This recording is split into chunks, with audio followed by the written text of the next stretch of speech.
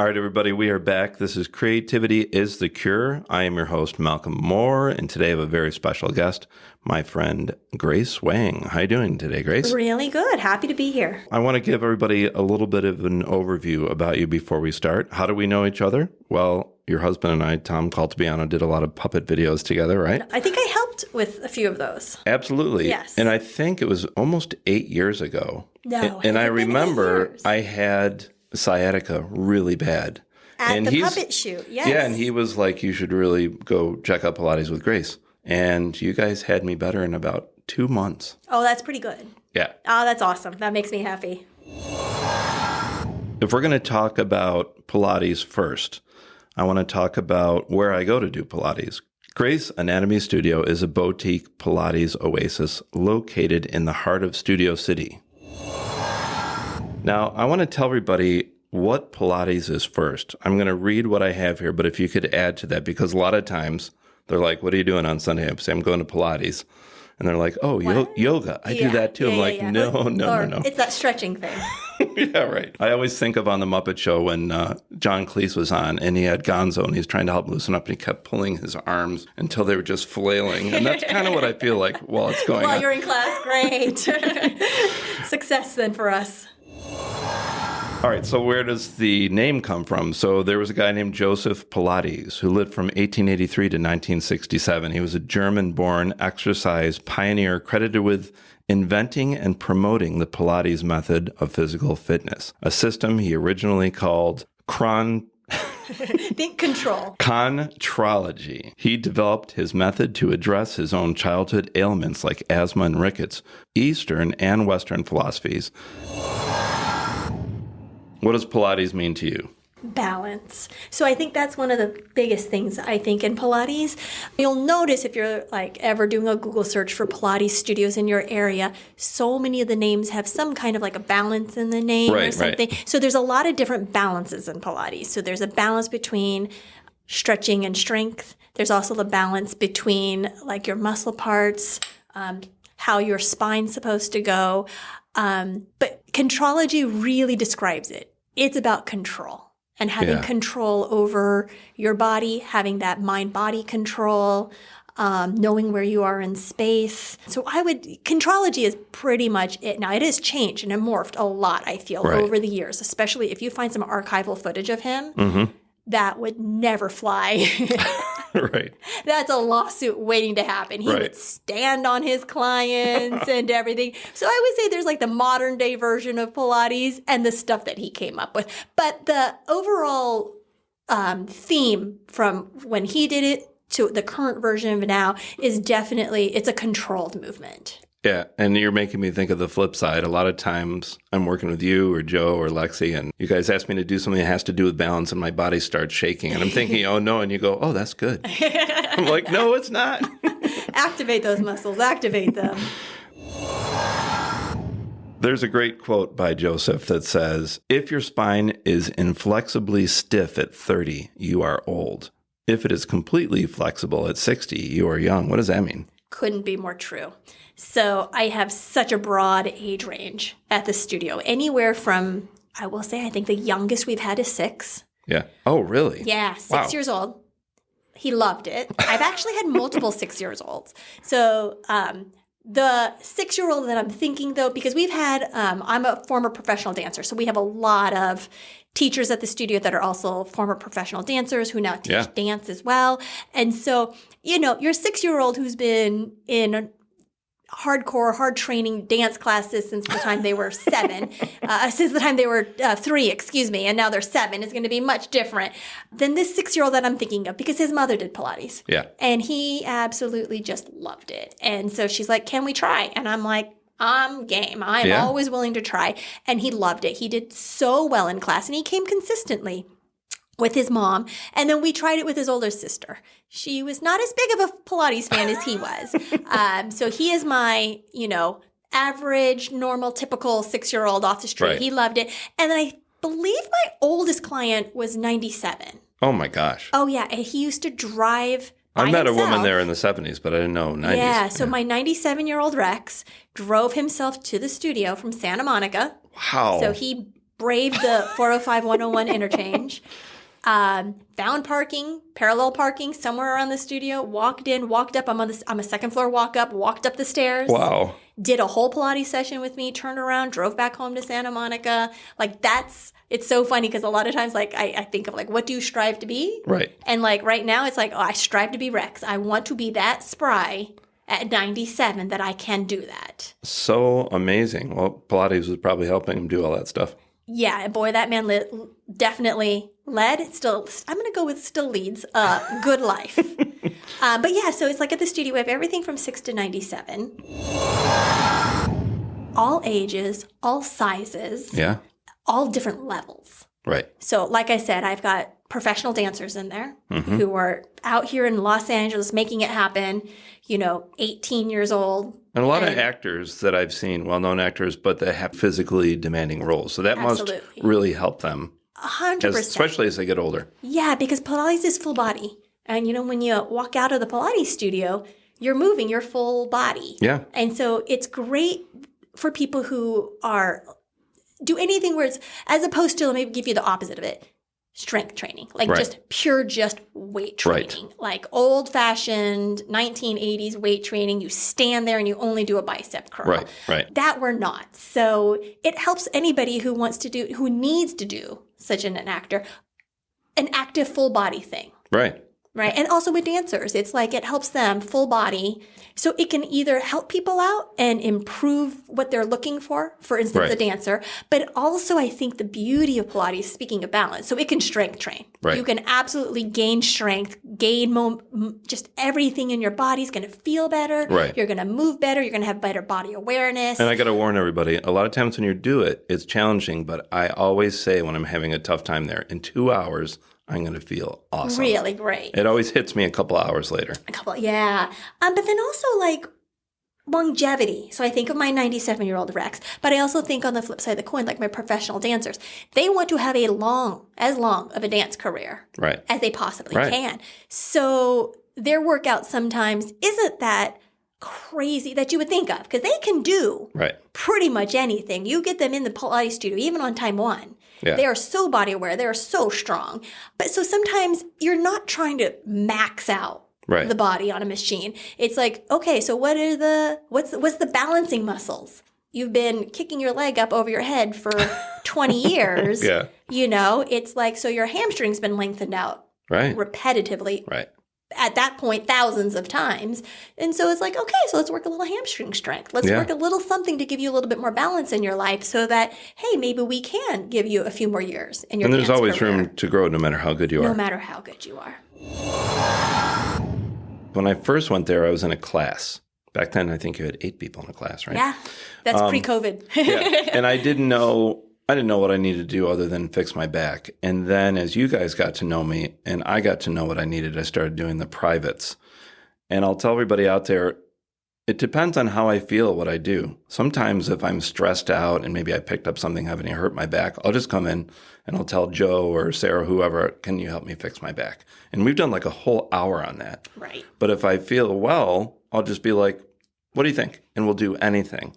And the last thing I'll say is I love doing the cardio, the jumping with Joe. Ah, the cardio It is tramp. so Yeah, awesome. And fun, I remember I was terrified because I was like, how am I going to jump on a trampoline while I'm lying down? Yeah. And then you worry like you're going to hit your head. But once you try it once, it's awesome. That's like my favorite thing. That I love. I absolutely love the trampoline because you are getting a workout. You're taking everything we've ever taught you in class. The shoulders are neutral. The abs are engaged. The pelvis is neutral. All these things. But then you're adding this really fun dynamic element to it. So then it's kind of like sometimes when you're going through an exercise, you're like, this is killing me. This is killing me. But then all of a sudden, if you turn it into a jump version of that same exercise, all of a sudden you're like, this is fun. And then you can you can keep going. And it's like, it's great. It's crazy what you can do jumping while you're laying down. I will say that's one of my just personally like tenets of any kind of exercise is no matter what you choose to do for exercise, because I absolutely feel like people need to keep moving Right. for the rest of their life, whatever they're doing. And I don't tell people it has to be Pilates. For me, it's Pilates, Yeah. but it doesn't have to be. But whatever you are doing for the rest of your life, Right. you must have fun doing it. Otherwise, you won't do it. And you're not everybody going to stay that consistent. works at Grace Anatomy is fun. They're all unique and they have great sense Well, of humor. yeah, because I guess I carry that through with work too. You got to have fun when you're at work. Well, no, I've told you this a million times. So one of my best memories is I was there like the third time and you did something really difficult. And I just yelled out, even though there's 8 people there, I go, this sucks. And then you go, oh, we finally broke Malcolm. And then I realized right then that... Well, because you're a quiet one. Everybody has their workout styles all the way. There's people who laugh through the pain, right? And they're very, very like... Oh, I'm like that now, yeah. There's people who grunt through the pain, right? I mean, I have people who curse through the pain. And then you were the quiet one. Yeah. You were like, okay, very stoic. He internalizes. Yeah. And then that first time you said something, I was like, okay, we got him. No, and also, it also showed me that like, hey, look, you're comfortable here now. And then you just, by the humor, you disarmed it. And then I realized that you guys were going to take your time. It would be challenging, but we're all in this together. You know? Yeah. And seeing that, like when I ask you guys, because you're all in scary good shape, do you guys ever do Pilates? Of course you do. Yeah. And I was curious, like, how do you do yours? Because you're running this business. Do you pick somebody there to do it with? I always say I make the best student. People ask me all the time, like, you know, what do you do?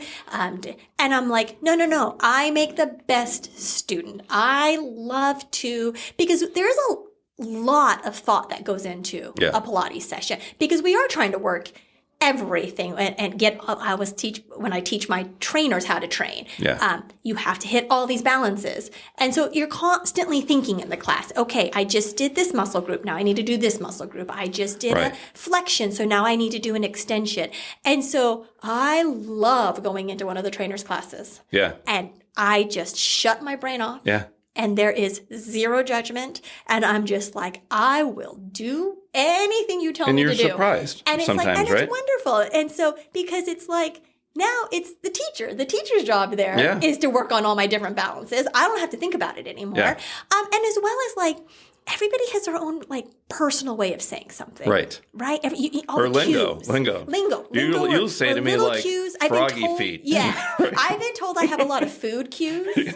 I do pizza circles. What else do I do a lot of? I feel like there's a lot of like food related ones. But you know, the great thing about also taking from other teachers is you hear their cues. You hear the way they teach something. Right. We're all trying to get to the same end goal. Yeah. Right. And then sometimes like you'll hear something from Joe that, oh God, the way he said that just clicked in my brain. Yeah. And like, that's beautiful. That's great. It's like, it doesn't matter how you get to the end goal, whether it be a cue that I gave you or Joe gave you, you got to the end goal. And that's what we all want. And some cues just work better for others. Yeah. You guys all impress me so much, like the great shape you're in. It just inspires me to try to get better because I'll never forget one time I was working with Sarah and I lost my balance and fell over and I'm really big and she's really small. She caught me. It was like being caught by a steel beam. And I'm like, oh my God, I'll never get like that. Yeah. She goes, it just takes work. You can do it. Yeah, absolutely. And look at you now. Yeah, I don't know about that. I'm getting there. Not giving up is the biggest thing. There's been so many days where like, I don't feel great, but I'm so glad when I get there. It's the consistency. Yeah. And like that carries over from all the trainers for like, I would say probably anecdotally, I'm just thinking off the top of my head, 90% of the trainers probably at my studio at least were former professional dancers. Yeah. And the thing with that is there are days you don't want to. Right. There are days you're exhausted. There's days that you're stressed or whatever. But the consistency. Yes. It doesn't matter. You just go in there and you just do it. Maybe it's not at 100% capacity, but just do it. Just get moving. Yeah. And also the thing is, sometimes you're just tired the moment you start moving. Yeah. And by the time you get like 5 minutes in, you're ready to go. Well, you also learn about your body, weird things. I remember one of the first months I was there, I was done. I was like, ow, what is this right here? And you muscles you never knew you had? Yeah. It is such a balance of working on all of your body. I don't think there's a better way to work out than that because you're going to become aware of different things. It's like another one you taught me. I don't know if anybody's ever had that thing where you're lying in bed and there's this sharp pain you get at the bottom of your foot. And it's so bad. Like I have to get out of bed. I'm like, and it's almost like a Charlie horse at the bottom of your foot. And then you told me, I think I'm saying this right, it's the fascia. Yeah, and so now every week I go there and we do the thing where we step on the bar and it heals it. And then you guys also teach ways you can do it at home. Like I got the little melt balls, or you can use. Absolutely. Yeah. Because I feel like there's like daily homework. Yeah. And then there's weekly homework. And there's monthly homework. And if we're talking about health, there's your yearly homework. So that's easy. Go get your physical from your doctor, right? That's your yearly homework.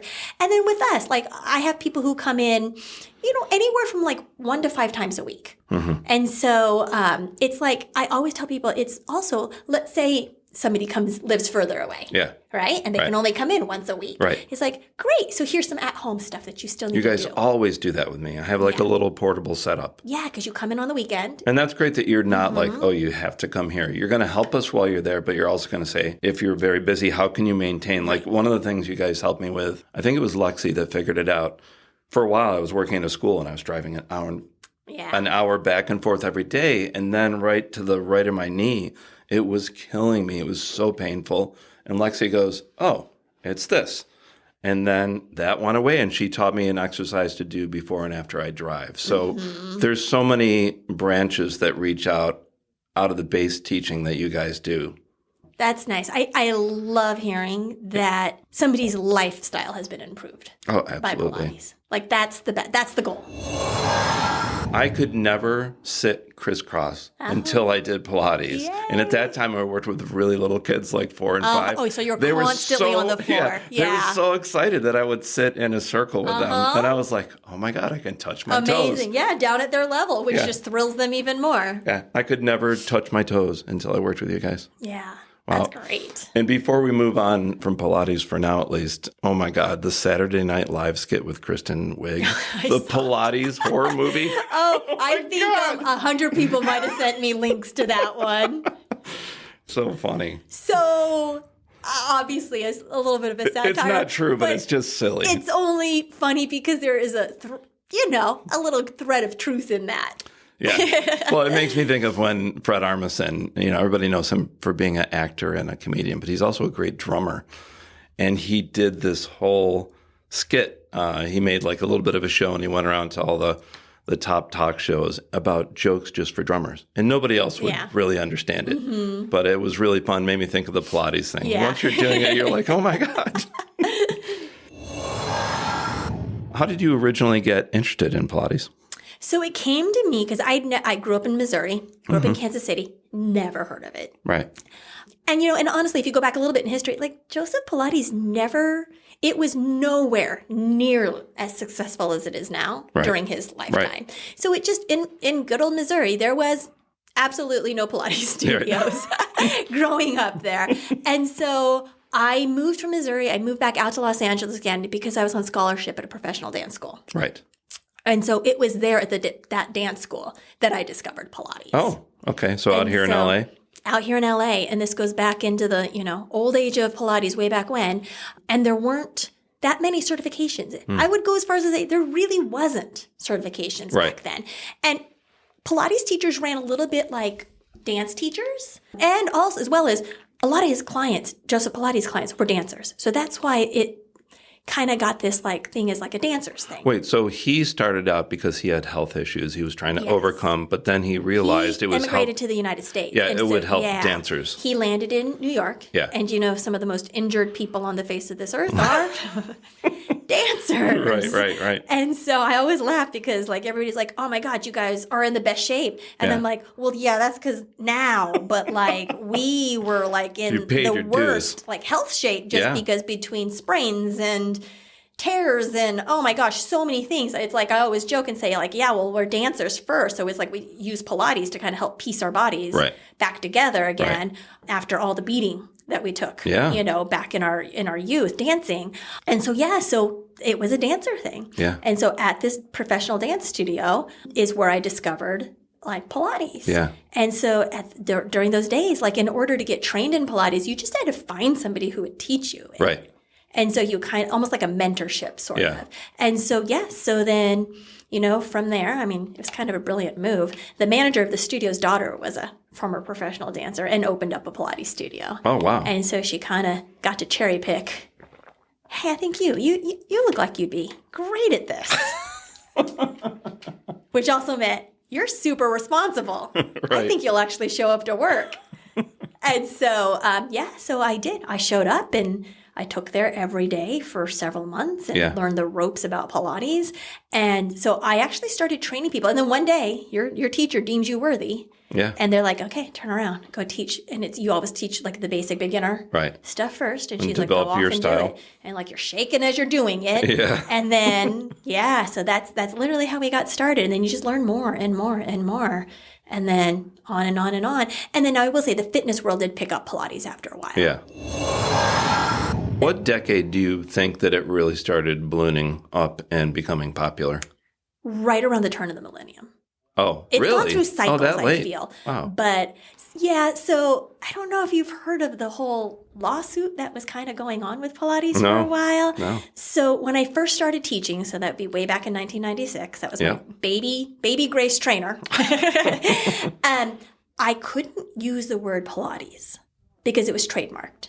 Wow. Yeah. So you would dance everything you could do to dance around the word Pilates without actually saying the word Pilates. And so you would say, I'm a Pilates-based trainer or all these different ways. And then there was some lawsuits going on about who rightfully owns the trademark. Can it be trademarked? Yeah. And so that was going through the courts during that time. And he had passed away a long time ago, 67. Yeah, so this is the 90s. Yeah. And so that went through the courts. God, I was such a new trainer back then. But I feel like when I started training, it was already in the courts. Yeah. And it took several years. And then right around, I'll have to do my Google research, around the millennium is when that court case finally came to an end. Okay. And Pilates was deemed a generic word. And so then all of a sudden at that point, everybody could now use the word Pilates. And then all of a sudden, lots of different certifications started blooming up all over the place. And was California kind of the hub of it at first? New York. Oh, New York. Because remember, he was in New York. Right. So New York is definitely considered the original. I mean, that I would say is the birthplace of Pilates, for sure. Because that's where he immigrated to. That's where he opened up his first studio. Yeah. So that's definitely New York. And that a lot of times people will... Way back then in the 90s, there was kind of like this East Coast, West Coast style, kind of a battle. And then East Coast style was, of course, always like the classical style. That was, that's the way he did it. Right. And then the West Coast style was this kind of like funky version, trying out new things and stuff. And that's kind of gone away a little bit. And now the lingo now more is like the classical version versus contemporary. And then now, of course, in the last 10 years, there's this brand new style that's come up. And I would call that, I personally dub it, and I know a lot of other trainers do it, the fitness style. Okay. So now I would say that you kind of have like classical on one end, contemporaries live in the middle. That's me. I consider myself a contemporary teacher. Right. And then there's the fitness style on the other end. So I always say, I'm not super, super classical. I'm not super, super fitness. I just kind of live in the middle. All right. So I wanted to ask you about the machine that we use when we're there. I personally feel safer on there with all the pulleys and everything. And I feel like you guys are spotting me. And I remember during the pandemic, I tried doing the floor and I'm not quite ready. So did Joseph develop this table or machine? Where did that come from? So funny because he would love this question that you just asked me, Malcolm. Because so very, very, very originally, he came up with the mat work. That is the original, like Pilates set. Yeah. And so, yes, it's just so funny now because there's so many equipment makers. And so, you go online and you just pick which machine you want and you just click and you order it and it just naturally just shows up on your front doorstep. So, of course, he had to make everything. Wow. So it's just, okay, I've got this part and this part. I'm going to add this to this bed and blah, blah, blah. And so, it's like you kind of forget, like he invented all this. He literally had to invent ways to make. By experimenting and seeing what works, right? Mm-hmm. Yeah. But so mat he absolutely originated the mat first. Mm-hmm. And then the equipment was meant to help support the mat work. Yeah. That's interesting. Like I said, I think just because I'm older and I have still some pain in my body and stuff, I like the machine not only because I feel safe when I'm in it. But then, like, you guys will tell me to do something and maybe my foot hurts. And then you have a pad, or like you say for your head, do you want a softball or do you want the little brick type of thing? So there's a lot of customization that really helps you reach out to different clients, right? Particularly because, like, right now, you did used to take the group classes. Yeah. And then we got you to switch over to privates. Right. Simply because in terms of workouts, obviously, the more people you have in the room working out at the same time, the more generic that workout ends up being, right? And that can be great. The common goal. That can be great too. Absolutely, because I think one of the best things about working out as a group is you get the group energy. Like, there's an energy that comes off of people that, so like maybe... I won't name any names, but there's some really funny people there. And so I feel like that group dynamic sometimes is super helpful. Yeah. But now then, if somebody is injured or if somebody needs some extra help or this, obviously then a private is such a fantastic way to go. And then also with the private it is very individualized. So it is 100% geared towards exactly what you need. Right. So and if you're like me, like I'm having a lot of trouble with my back right now, that's mainly what we're working on. And when that's better, we'll move into more diverse type of things. Right. And then also like somebody presents with back pain. Yeah. It's not always the same every time you come in. Yeah. You've got good days. You've got bad days. Right. I slept funky. I lifted this box wrong. Yeah. Whatever the case might be, it's like you come in every day, the body is a little bit different. Yeah. It's funny. I still, to this day, of all my privates, I've been teaching now for many, many years. Yeah. Very first question I ask people is how are they feeling that day? You guys all do. And I love that. It's like, what's going on today? How's the body feeling today? What's been happening? Right. And then we kind of go from there. And you guys, it might be something like, okay, I'm having trouble with this part of my body. Can we do this? Or I'm feeling great, whatever you want. Or after a while, you guys know us and you know what we like and what works better. Correct. Yeah. And I like the different personalities. I really don't. I like, I work with Joe the most, but I don't mind working with anybody there. I've met them all and I always look forward to the new things. Tell me a little bit about being a dancer. That came before Pilates, right? It did come from. So my first career was a dancer. Right. So like I said, I did start off at that professional dance school. And very originally, just growing up, the only dance I did was ballet. Right. And really hardcore Vaganova method. And that's very strict. Teacher straight out of Russia. Yeah. Very, very, very strict.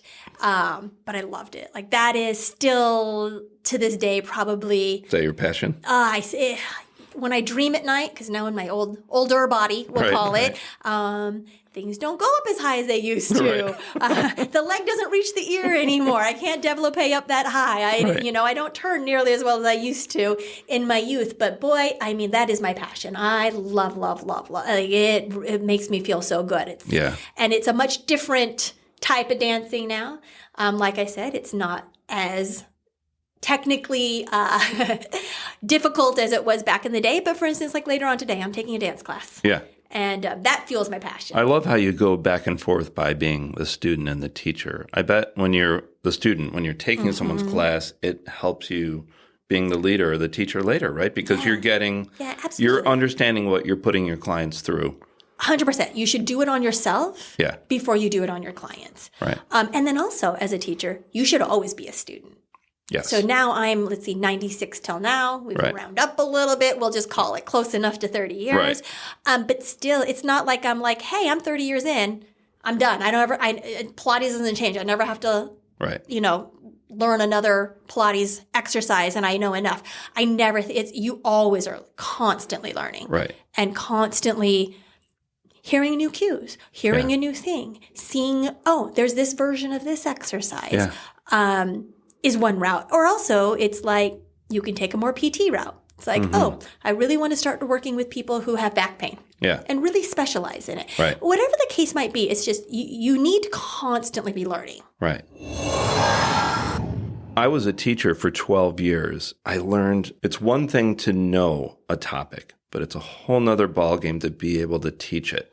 Absolutely. What do you think about that? Because that's one that shocked me. I was like, I'm really good at this, and I'm going to teach all the kids. And I'm like, couldn't agree more. That was terrible. Terrible. So, I feel like a reoccurring theme in my life from high school is I am passionate about teaching. Right. So way back in high school, I was teaching dance. Yeah. So I taught ballet back home in Missouri. And how was it when you first began? teaching, Yeah. it was so long ago. I just feel like at this point, it's just hard such to remember. Yeah, and it's such a normal part of my routine, a normal part of Do you my remember, day. though, tweaking your approach to teaching dance or Pilates as you got better at it? I've 100% tweaked it. And then as well as like feedback from clients too. Like that's I always have had such an open communication between my clients and myself because not everything works the same. Right. So you have to change the way that you teach somebody. Some people are visual learners. Yeah. So I will hop down really fast and show them how to do something. Some people respond very well to tactile cues. Right. So I will put hands on them somewhere to kind of, show them, no, the neck long like this, or the collarbone wide like this, and I'll actually kind of elongate them with my hands. Well, I'm glad you brought that up because I'm not a great audio learner. Yeah. Like when I'm just going to keep bringing up Joe because I work with him so much. He'll say, we're going to do this, this, this, and this. And I'm like, number one, I'm not a dancer. I already forgot all those things. And so what he figured out, what he does like a mirror thing with me. He'll sit in front of me and I'll copy him by watching. So he figured out right away and he stopped, telling me the commands. Right. And so you have to customize. You're right. So you have like audio, visual, tactile, and even kinetic learners. Yeah, absolutely. So you just kind of always have to adjust. Yeah. But yeah, I started teaching dance.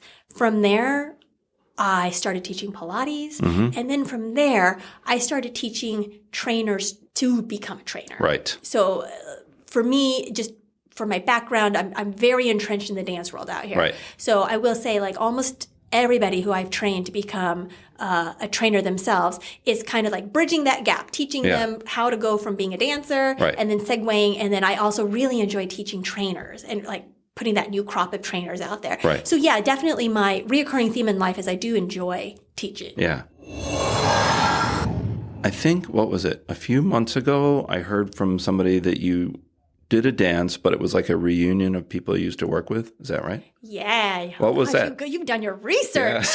Yeah. I listen. When you guys are stretching me out, I listen to everything. So I had my dancer full circle life moment. Yeah. So when I moved out here, I was on scholarship at Tremaine Dance Center, which is just a very prestigious dance school out here.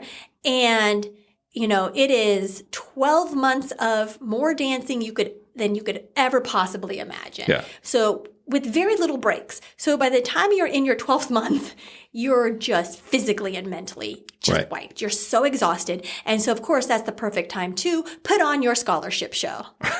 And I remember setting my alarm for 12 o'clock a.m. midnight. Right.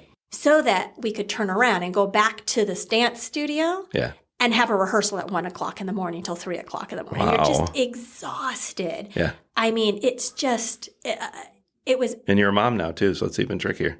Now, yeah. It's like now there's a whole new level. There's a whole new level of exhaustion. Balance, right? Of balancing different kind of balance. But yeah, I mean, it's just, it is crazy. I mean, gosh, it's so funny that you mentioned that because if you just think about Pilates and balance, I mean, there's your life lesson right there. Balance your life. Yeah.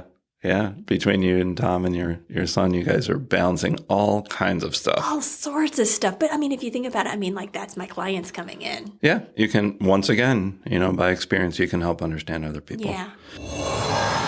I saw in your little bio here that you did some commercials, television, and film work. Can you tell me about one experience doing your dance type of thing with Madonna, Lionel Richie, or the Beach Boys? You can pick All right. So that was shortly after scholarship. Yeah. And let me see, what have I done? So sadly, if you ever look up the Madonna video, I'm trying to remember the name of it.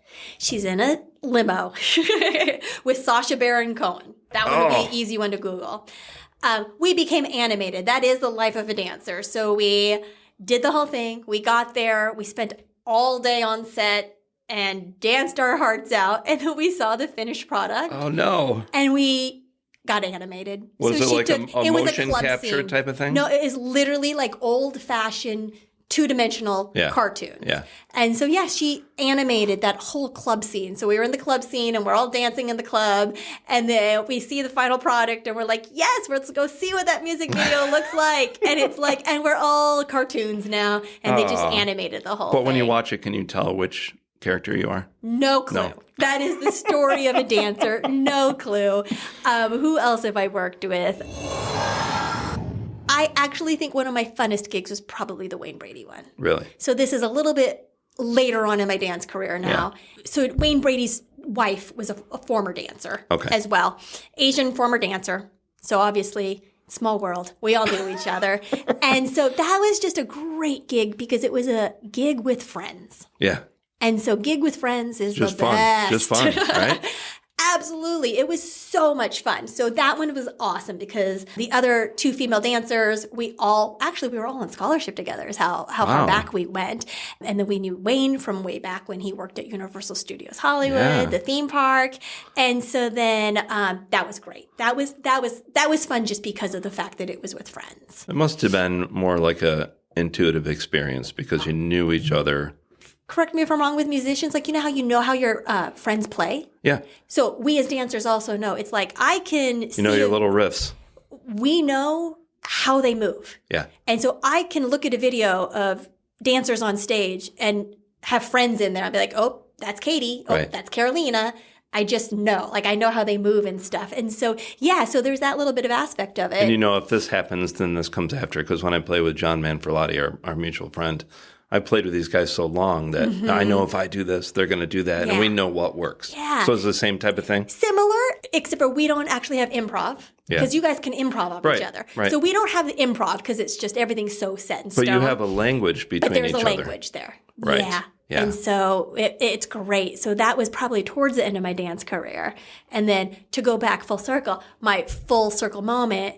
So at the end of scholarship, we did a scholarship show at the Wilshire Bell Theater. Mm-hmm. And that would be the kickoff to my professional dance career. So that's your scholarship show. And roughly around that same time, I also got my dance agent. Yeah. And here I am, baby Grace, 22 years old, ready to start my dance career. And so very, very end of my dance career, actually even post-dance career, because I'm in retirement. Right. I am happily not dancing anymore, no longer need to kick my leg up that high. And sadly, my dance mentor passed away. Oh. And so we put together a memorial for him. I should say people put together a memorial for him. And then I got to dance in that memorial, which I had no control over. They were doing it. Yeah. It was the exact same song and the same dance that was in the scholarship show. Wow. And the memorial was at Wilshire Bell Theater. Truly a reunion. I mean, if that's level. Not a full circle moment, and I got pulled out of retirement, and I even said, it's like, this is, I that I know of, like, I can't imagine there being any other opportunity for me to dance again. Yeah. Like, so the start of my career and the end of my career, loved by Grace, ironically, by Winona at the Wilshire Bell. Wow. I'll never forget. What was it like becoming a business owner? At what point did you go from teaching Pilates to having Grace Anatomy? Yeah, I fell into it. And it's one of those things I feel in life where sometimes the path is just put before you. Right. And it is so easy. And all you need to do is just take another step. Right. And it seems like the path just appeared before you. So it naturally progressed? It naturally happened. So I was dancing, and then for my side gig, I was teaching Pilates. Yeah. And then what has happened is just as I got older and older, and I'm coming up on 30 now, it was just the dancing is a little bit less and less. Right. And then the Pilates was getting a little bit more and more. And so it kind of just naturally got to that point where I had a lot of Pilates clients. And back in those days, I was taking them to, actually, Ed Begley Jr.'s house. What? Do you know the actor? Yeah, of course. Yes. Okay. Of course. So his wife, Rochelle, is a Pilates trainer. And they crazy. had a detached garage with like a studio apartment. Yeah. And so she had turned it into a Pilates studio. Yeah. And so I was taking my clients and kind of renting that space. How many people could fit in that space? She had 2 reformers. Okay. 2 reformers and Cadillac. So it started very, simple. very, very, very small. But that's where I met Tom and Ray Romano. Oh, my God. So they date back I didn't even know that far. story. That's how far back they date. And wow. So, and so I was using that space a lot. And then just one would become 2 clients, became 3 clients. And all of a sudden I have a lot of clients. Yeah. And I thought, wow, it's like I have enough clients where I was like, and the thing about that space is it's great and everything, but it's like, it's also in somebody's backyard. Yeah. Albeit at Begley Jr.'s backyard, Right. but it's in someone's backyard. And it's not like you could really build a business out of somebody's backyard. Yeah. And so I was just like, I think I've got the makings like of doing my own business. And so I just literally was driving around Studio City. Yeah. And the funny thing is, again, that the road just appeared in front of me, and this building, which I'd been in the areas for forever. So I mean, we're Right. talking. This is now 2007. Okay. So I went from 96 to 2007, and this building has never had a vacancy before during Right. that time. And I just happened to look at that number, and I was like, let me just call. And he was the nicest guy, and again, not very business oriented, because I was like, how much square footage? He's like, I don't know. Yeah, I'm And like so that. he's like, I yeah, don't know. yeah. So he's just like, come and look at the space. And so I went and looked at the space, and I Yeah. loved it. It was perfect. And you've It been there was- ever since. And I've been there ever since. Wow. Yeah, I've expanded. So Yeah. I used to only be half of the space that I am. I know every time I And come so- there, I'm like, oh, a new painting or a new wall. Or Yeah. So yeah, I opened in 2007, and I called it the Grace Show. Yeah. Anybody who came into Grace Anatomy, your trainer was going to be Grace. It was the Grace Show. It was the Grace Show, and that was it. Morning, afternoon, evening, your trainer's going to be Grace. You want a weekday? It's Yeah. going to be Grace. You want to come a weekend? Your trainer's going to be Grace. Yeah. And I did that for the first year, and until I got to be working an insane, ridiculous amount of hours. Right. I was working easily 80, Yeah. sometimes 90 hours a week Yeah. before I finally was like, okay, we need to like start hiring other trainers. And so then And you need to be able to take a break once I in a need while, to take too. a break. And so so I finally hired in trainers, and Right. then that same thing happened. How many there. did you start out with at the beginning? I didn't get my first two. And that was just, in my life, I've never hired. Yeah. Like, So you did just the learned as interview. you went. I just winged it. I mean, and I literally started with one machine. Wow. I had one of each. So I had one reformer, one ladder barrel, one Cadillac, and one window chair. That was it. That was the whole. And the Right. funny thing is, those pieces are still all there. Yeah. So those original pieces are all still there. And now I've obviously now greatly expanded. And so now I've got, 5 rooms? Yeah. Yeah, 5 rooms. I mean, multiple towers, 13 reformers, multiple towers, the full-size Cadillac still, ladder barrel, multiple What are those new chairs. ones that are really tall and black? The one that, the end of the reformer? Yeah.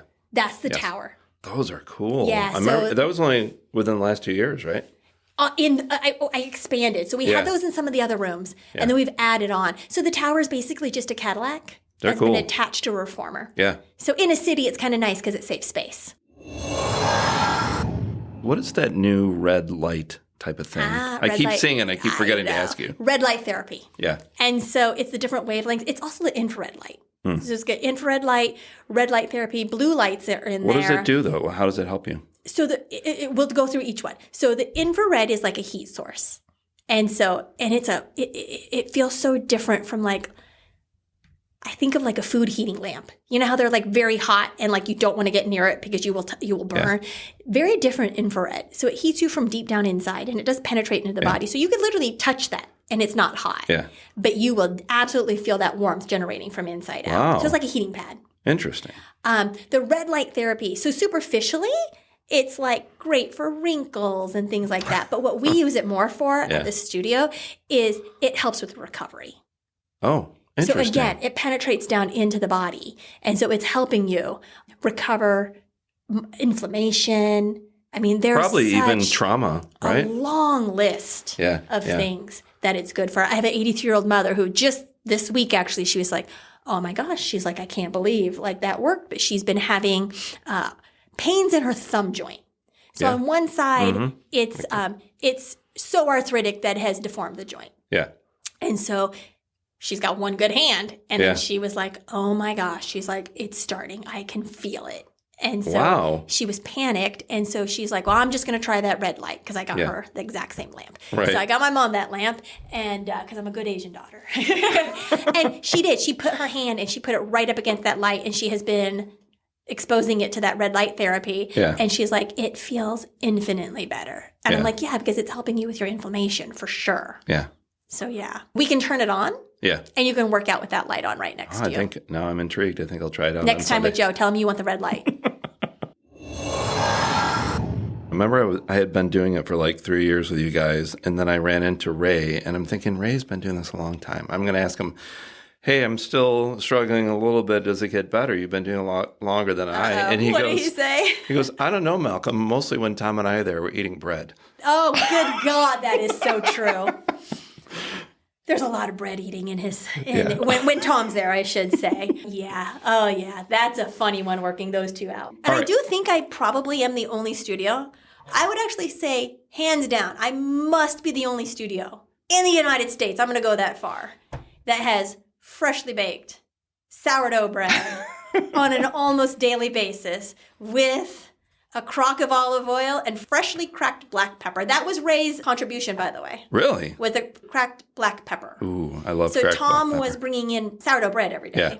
And then one day, Ray was like, gosh, sure would go good with some olive oil. And so next thing I know, I'm probably the only studio that has its own personal olive oil dish there.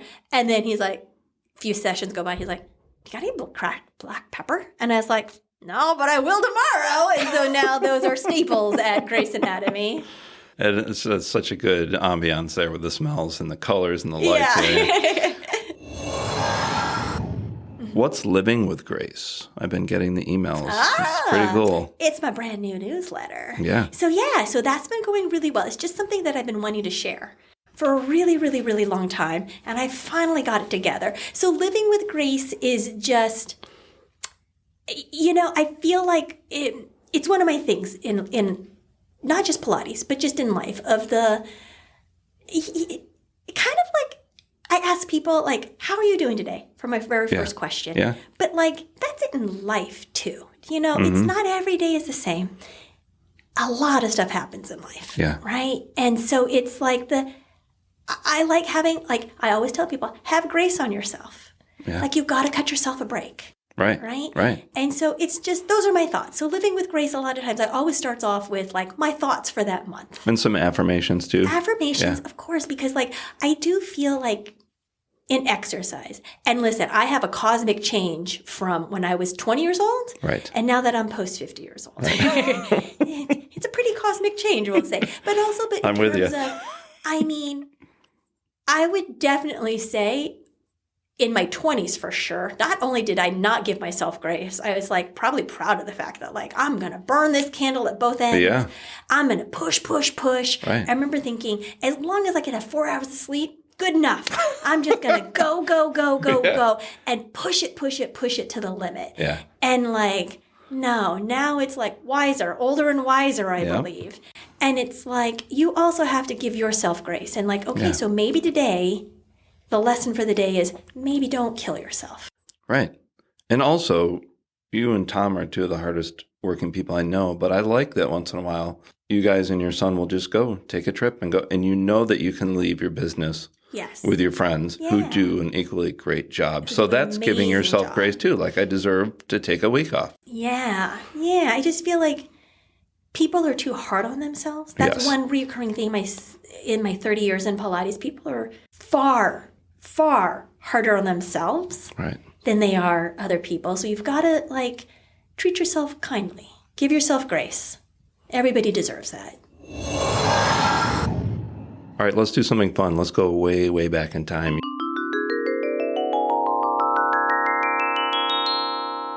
You've said Baby Grace about 4 times, so I want to know, what was your first creative memory?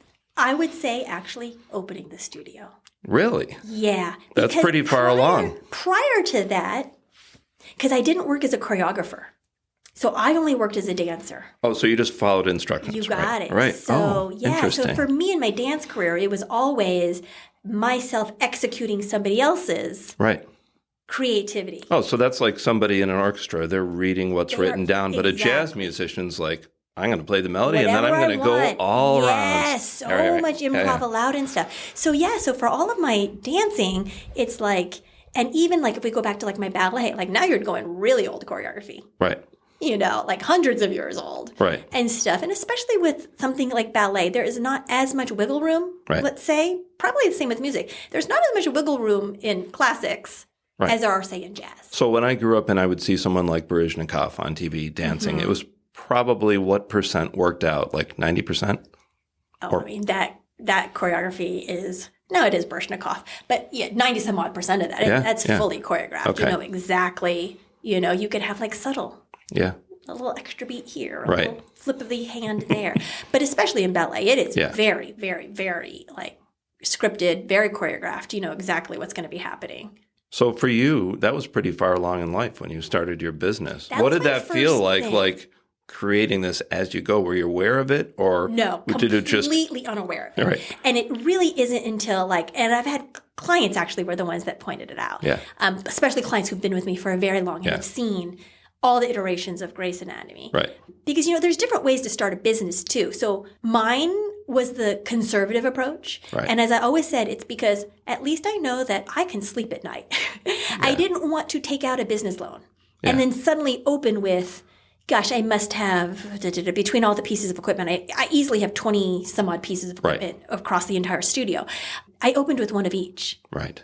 Slowly built up. I knew my clientele. And still doing that. Yeah. And so then it's and then, now I have, somebody wants to come work out with a friend. Okay, you can, as soon as I get another machine. Right. And then one reformer became 2 reformers. Right. And the same thing happened with 3. And so I built slowly versus just going big and doing everything all at once. Yeah. So when you do it that way also, I feel like also you don't realize just how much you've expanded. Until you look back. Right. And so I've had clients, especially those who've been with me for a long time, and say, have you ever looked around and just thought, oh my gosh, look at what you've created? Yeah. And I was like, no, actually I haven't, because I'm just so busy and doing everything on a daily basis. But yes, when somebody finally pointed out and I look around, I'm like, oh yeah. Or also what really helps me a lot is looking back at old pictures. Yes. Tom recently just sent me some pictures also, and I was just like, oh, yeah, I forgot. That's what it used to look like. Yeah. And it's like, wow. Even since I've been there, it looks completely different.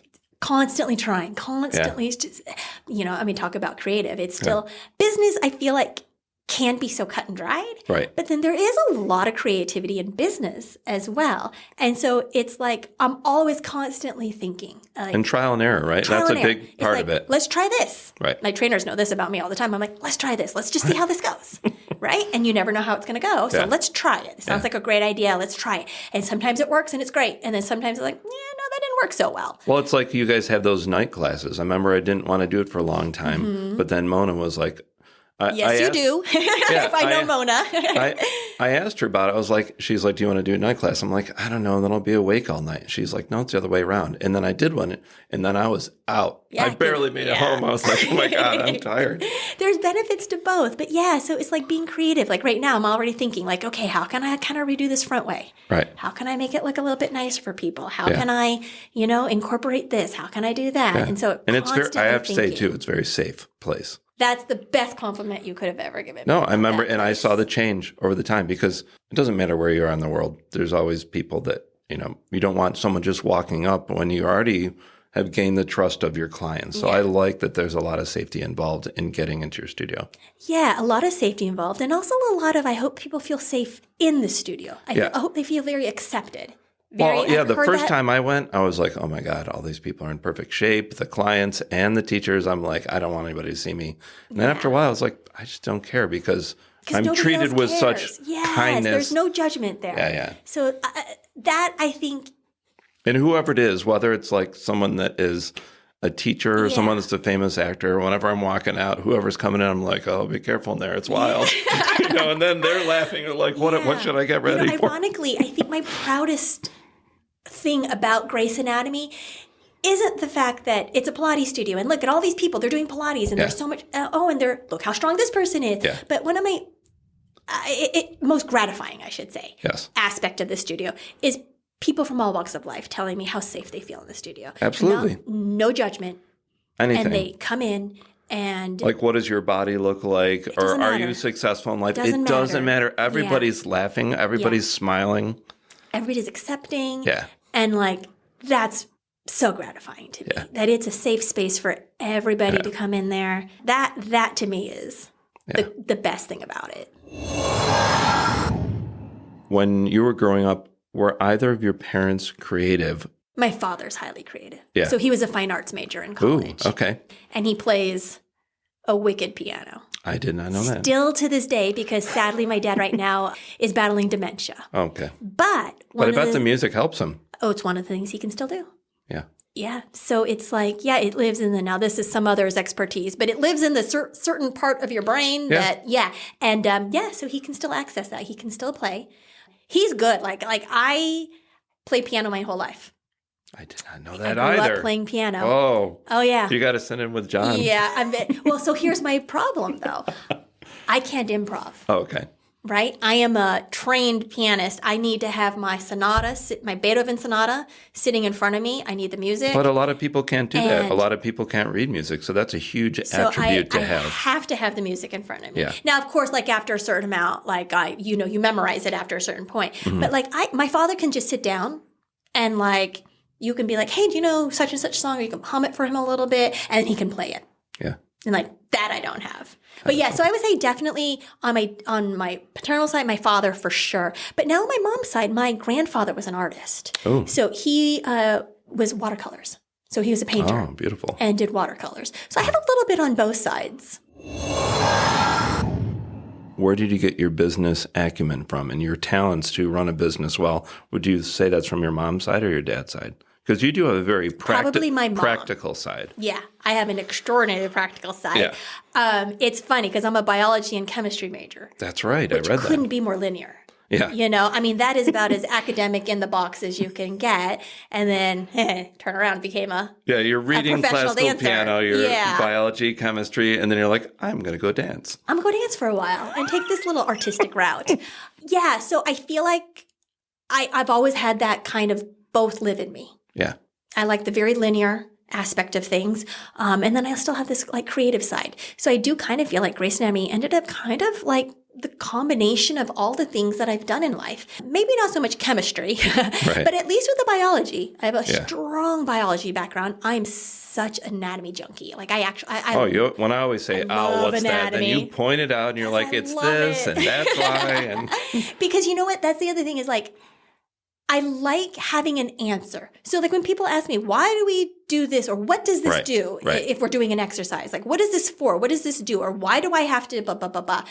I like having an answer that's anatomy based versus, well, just cuz. That's the way Joseph Pilates did it. Like, that's not a good enough answer to me. Like I'm a person who I want to, but why? Right. And so that's why I like the anatomy. I like to be able to have an answer for that. I'm a big fan of acupuncture, but I've noticed some correlations between what we do at Pilates because working on one part of your body might help another part of your body. And for you knowing biology, that probably helps. Yeah, because you're one big, long kinetic chain. Yeah. So like when one link of the chain is off or broken or injured, it will affect the next one and will affect the next one and then goes, so on and so forth. So yeah, biology, anatomy comes up on a daily basis for me. Right. And I will say I'm thinking of it throughout an entire session. Yeah. For sure. Yeah. And stuff. So yeah, I do really enjoy taking the biology background, the anatomy background, and kind of incorporating it with my dance background and meshing the two together. And the result is Grace Anatomy. Yeah. Wow. You really you're all about balance in every there way. You go. You're a very rare example of right and left brain balance. A little bit of balancing out there, And the body, right? And careers, my first career, my second career, kind of balancing it all out. True. Everything really fits together like a puzzle when you're looking back. Do you think that creativity could be implemented in curing people or at least helping people with mental health struggles like depression or anxiety? It's funny because sometimes I don't know. Because a lot of times if people are really truly in that much trauma, they hold it close to their heart. Right? And so a lot of times I don't realize things till after the fact. So you're saying they might not even know? They don't tell me. Oh. Well, maybe both. Especially if it's a brand new person. Yeah. Right? Of course, they're not about to tell some brand new trainer. Right. Here, this is the trauma going on in my life right now. But I have a couple that I think of right off the top. One is I had a guy who, he was actually married to a good friend of mine and presented with intense back pain. Okay. Really, really, really intense back pain. And he had a new family. So he had a brand new baby at home. Right. And he knew he needed back surgery. And so he had the back surgery and I helped him rehab from it. Right. And I do my thing. And every day he got a little bit better, and he got a little bit better, and he got a little bit better, and he's moving great now. Yeah. By the way. So really, really, really good. It wasn't until, years, well over 10 years later, that he clued me in that he was so depressed during that time. Yeah. Because he had all these visions of when he got married, of I'm going to start a family, and we're going to have a young family, I'm going to be able to play with my kids, and we're going to do this, and we're going to do that. And he's like, I couldn't move. Yeah. And he's like, and all of a sudden, that vision of that life that I had envisioned my entire life growing up vanished. Was unobtainable. Yeah. And he's like, he had told me he was in an extremely dark place. Yeah. And that helped him out. And being able to recover and get better. And the consistency that you brought up. Yeah. And so that was amazing for me. And then I had a client more recently, but she was having some issues with her daughter. Right. And they weren't sure. They were transitioning. They weren't transitioning. There was just a lot of unknowns, I would say, at that time. And, so she's going through it with her daughter. She's going through it as a mother. She's going through all of that. And again, I didn't realize that. Yeah. And so she didn't tell me until that was like a couple years later. Wow. That it was such a time of uncertainty in her life. And the one thing that she could do was come into Pilates, and she knew at the end of the day, at the end of the session, you're going to feel good. She's going to feel better. Yeah, yeah. And so that's gratifying. That's amazing for a Pilates teacher to hear. Have you ever used the creative or improvisational part of your brain to solve challenges in your life? I would say that's a daily basis as a mother. You mean yesterday? Yeah. Yes, because honestly, if you ever think about like you're winging it, everybody says, I'm just winging it. You're all winging it. But what you really are doing, though, is using your creativity. Yeah. That's winging it. Yeah. Right? Right. It's like, oh gosh, I'm problem solving. I don't know what I'm doing. We're going to figure this out. Somewhere between the unknown future and imposter syndrome, right? We're all just like, what? Just try something until it works. But so I would definitely say, on a daily basis, you're always using it. That's a great answer. I think a lot of people can relate. I always have a quote that I like people to respond to. I picked a special one out for you by one of my favorite writers, Eckhart Tolle. He once said, life is the dancer and you are the dance. What do you think? Come on, that's like the best quote. Absolutely. I mean, listen, you're going to always get me with any kind of dancer quote. Yeah. But life is a dance, isn't it? Right? And it's the greatest improv dance. You get to make all the decisions. And then it's always, I feel like, with creativity, the world's an infinite number of choices. Yeah, Not absolutely. just one. So, like, life is a dance. You try this for a while. And if that doesn't work, try something else. Or maybe you go and you try this and it leads you down to another. You're like, oh my God, you know what else is also amazing? This is also amazing. There's more than one answer. There's more than one answer. Go try this for a while. Go over here and do this. And so, for sure, life is the best dance. So we talked about living with Grace. That's and on my once you're Substack. going to Grace Anatomy, you can just sign up by email, right? Yes. And get those daily things. There's a little Substack link at the bottom. And it's kind of a little bit of what's going on in my life. That everybody can relate to. Everybody can relate to. I love food, so there's going to be a little bit of a food thing in there. Yeah, you're always my offering musings, cool. my thought for the month. I always love to But go it's in there. always something that goes on in my brain. So I feel like the great Oprah has an army of people working for her, for her favorite things or her thoughts or her magazine, this. No. That's me. That's all Grace. It's the Grace Show again. We come right back to You will that. get a recipe that I am currently eating and using at my own house. You will get my musings, my thoughts. It's all the Grace Show. Yeah. So your website is graceanatomy.net, right? Yes. And then social media, I feel like you're mostly on Instagram, but you're also on Facebook too? Yes, those are my two predominant ones, and that's just Grace Anatomy Pilates. If there's somebody out there that has always wondered about trying Pilates, what should they do? Go to the website, sign up, stop by? What's the best way to get a hold of you to set up an appointment? I would say definitely go through the website. Okay. Because there's also choices. Like, are you going to do a private? Are you going to do a group class? Do you have a friend who wants to come in and work out with you? That would be a semi-private. Yeah. So that's the first step. I have quite a few videos up on YouTube, which launched during COVID. So I have a few videos Some of those on YouTube. I'm like, what? Some of the advanced students. So yeah, I would say go to the YouTube. You can And what's do a the few YouTube? videos. Just search Grace Anatomy. Okay. And then for sure, go on that website. You can always reach me through the website. Yeah. Yeah.